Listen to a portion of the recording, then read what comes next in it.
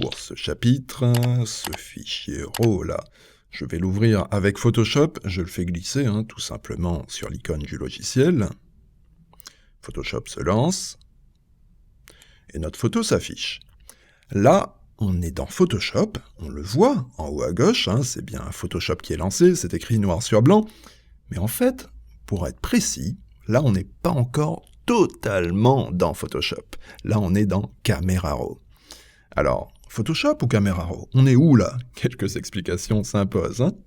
Alors, quand on ouvre un fichier RAW, comme on vient de le faire, avant de pouvoir accéder vraiment à Photoshop et à tous ces outils, on est obligé de passer d'abord par Camera Raw. Obligé uniquement si on ouvre un fichier RAW. Si j'ouvrais un autre type de fichier, eh bien l'ouverture de Photoshop serait différente. Je vais vous faire une démonstration pour que vous voyez bien la différence. Je vais déjà fermer cette fenêtre et quitter complètement Photoshop. Et maintenant, je vais aller ouvrir un fichier JPEG, cette photo-là. Et regardez bien ce qui se passe. Pour le moment, Photoshop s'ouvre comme précédemment. Sauf que là, on est maintenant directement dans Photoshop, et ça sans que Camera Raw se soit ouvert. Donc, deux types de fichiers et deux comportements différents de Photoshop. Pourquoi? Eh bien, c'est simple.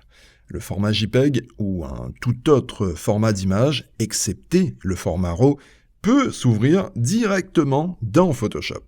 Par contre, le format RAW, lui, déclenchera le lancement de Camera Raw.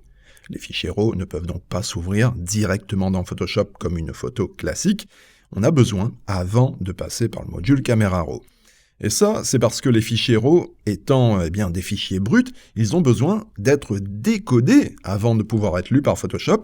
Camera Raw fait donc l'intermédiaire entre le fichier brut, le RAW, et Photoshop. Alors, Camera Raw a-t-il juste un rôle de convertisseur entre le fichier RAW et Photoshop? En fait, évidemment non, Camera Raw permet bien plus que ça, et permet de faire une multitude de modifications sur notre photo, comme par exemple ajuster les couleurs générales, rendre la photo plus ou moins claire, améliorer les contrastes, décider de rendre les couleurs plus ou moins péchues. Tout plein d'ajustements sont possibles avec Camera Raw. Bref, on ajuste les réglages à notre goût, et quand ça nous plaît, là, on clique ici sur « Ouvrir une image », et notre photo RAW va être convertie, et donc va pouvoir s'ouvrir enfin dans l'interface habituelle de Photoshop. À ce stade, Camera Raw est fermé, vu que Photoshop n'a plus besoin de lui pour lire notre fichier RAW, c'est bon. Là, on peut donc maintenant commencer à utiliser Photoshop de manière classique.